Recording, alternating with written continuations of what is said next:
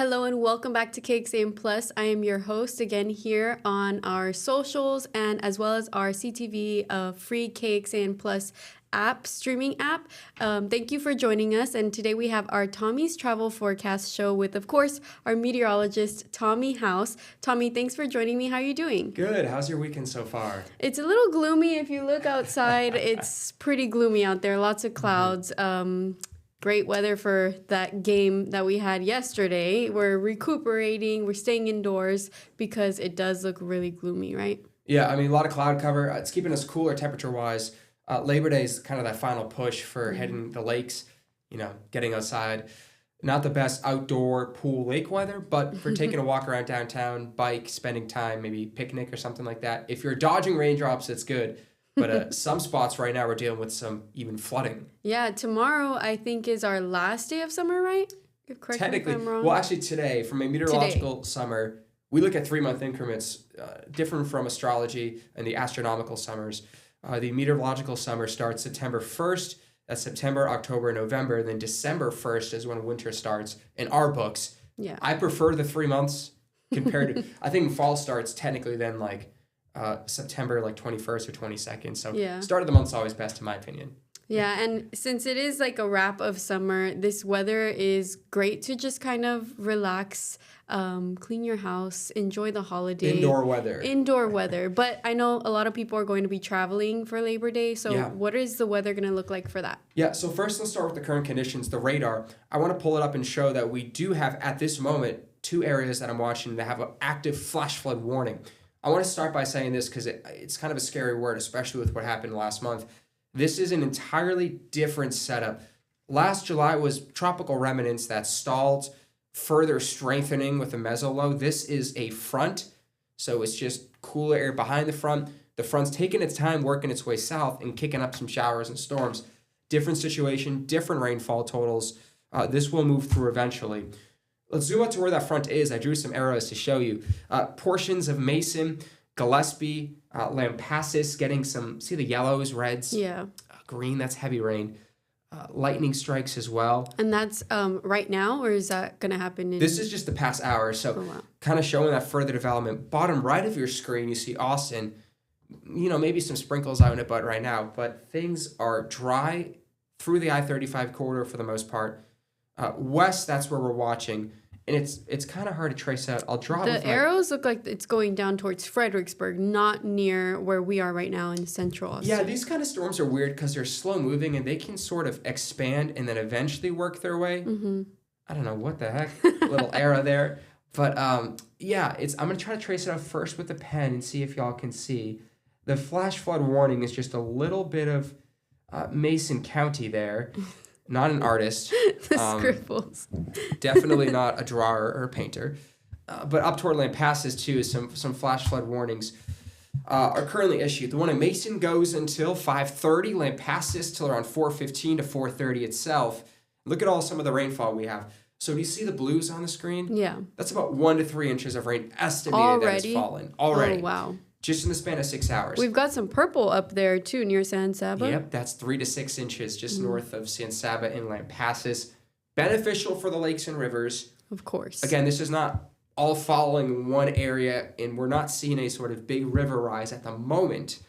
And I don't expect, obviously, anything like what we happened before. This is just, especially on the streetways, roadways, some flooding. Water runoff is easy, but in general, our drought is very minimal right now. We are a little bit behind on the August rainfall, Esme, in terms of the deficit of where we need to get, considering it's the 31st of the month itself. But this flood threat continues through the remainder of the day today. We're talking level 2 out of 4. All 15 counties I'm keeping an eye on. So is it possible we'll go up to level 3? I think level 4? I think 2 is the most we're going to get. This will continue to drop further south. So by the late afternoon and evening, I expect that level 1 out of 4, which you can barely see up toward Waco, to try to work its way further south. The question is, how far south? And depending on the location of the front, could we see some more heavy rain tomorrow, or are we trending a little bit more dry? So this holiday, tomorrow, Monday, yes. If you have any plans, if you were planning on taking a flight somewhere, those plans may be delayed because, like Tommy said, we are seeing some flash flood here and there. Yeah, Houston today got actually the bulk of the heavy rain that computer models were trying to put toward Austin yesterday. I think, I don't want to give a percentage, but I'll say more than 75% of your flights should be fine. Mm-hmm. It's going to take a strong, slow-moving thunderstorm with numerous lightning strikes. It's the lightning, not technically hail or winds or tornado. It's more just the lightning and heavy rain. Traveling to the airport may be slick on the roadways, but if it's not, if there's no lightning, then, obviously should be fine flying out with just some heavy rain. That's not going to be too big of an issue. And, it feels like these storms have been trying to brew up over the past few days. We've heard some thunder here in the Austin area. Not too much rain, but it seems like the rain is coming, right? Yeah, so we had yesterday a 30 to 40% rain chance. Hill Country won again, got a few inches of rain in places like Taos, Burnett County, up toward Lampasas, Gillespie. Further east, that did drop off. And then this morning, east of Austin got some rain. Now west of Austin's getting rain. We're kind of not getting much here locally downtown, but I know a lot of people who have outdoor plans today, so I'm sure they're not complaining too much. It helps that the lakes and rivers will be getting some of this beneficial rain. And you'll see for tomorrow, Monday, that level 1 out of 4, Austin, more further south, that cuts off up toward Williamson County. Wow. You mentioned a little bit about gloomy skies yesterday, today. For anyone who is planning to do anything on Labor Day, around what times are best to be outside, or should they stay inside all day? What is it going to look like? Excellent question. A lot of sunshine compared to today and yesterday.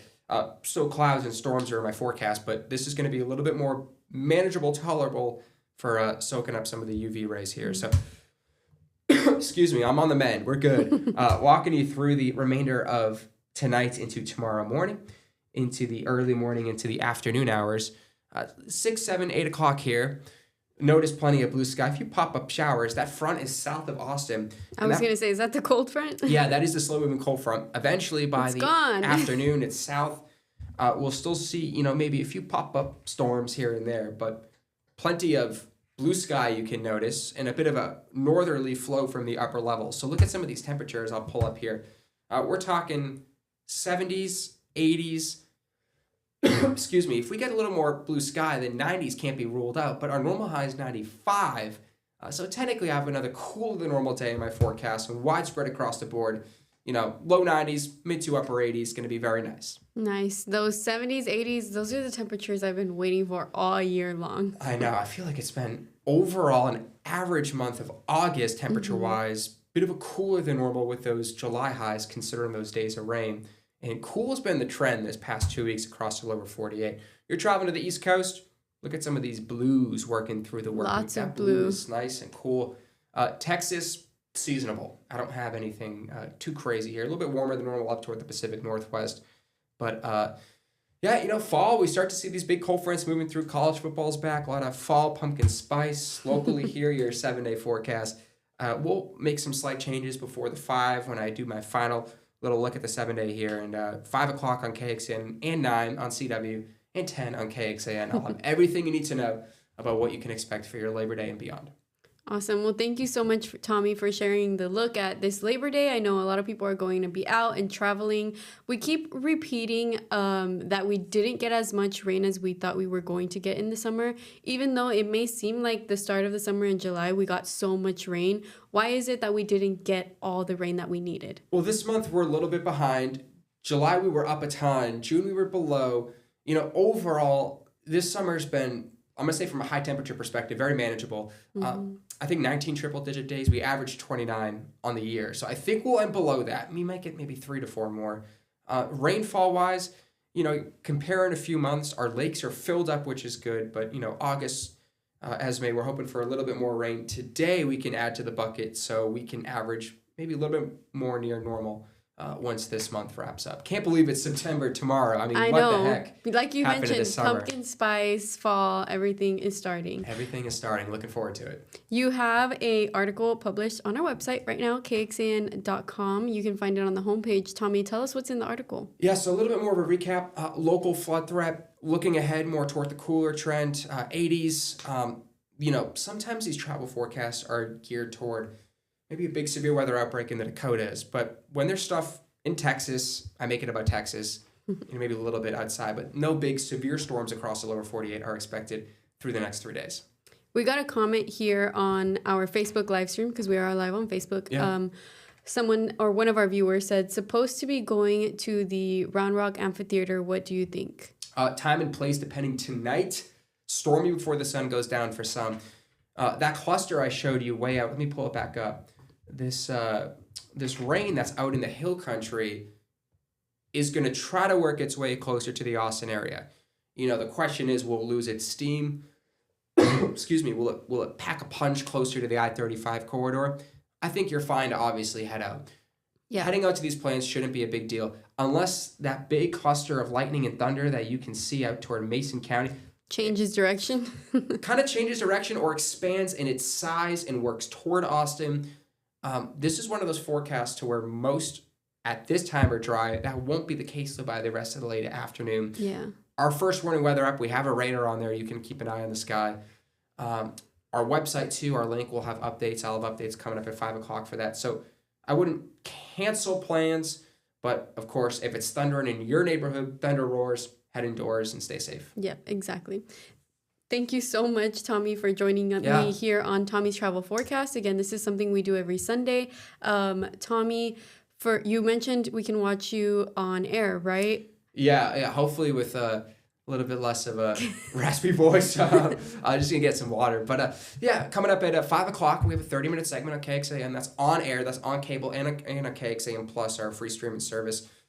9 o'clock, that's the CW, so that's going to be different. 10 o'clock, I'm back on KXAN. And a lot of fun Labor Day stuff people have planned. So this forecast is going to be important. There you go. You can catch Tommy at 5 right after this. You can also find any first warning weather content or content just like our show, Tommy's and I's, on the KXAN Plus app that you can download for free, streaming on Roku, Fire TV, Apple TV, Samsung TV, as well as our website and our social media pages. Thank you so much for joining us, and we'll see you next week, Tommy. All right, thank you. Bye.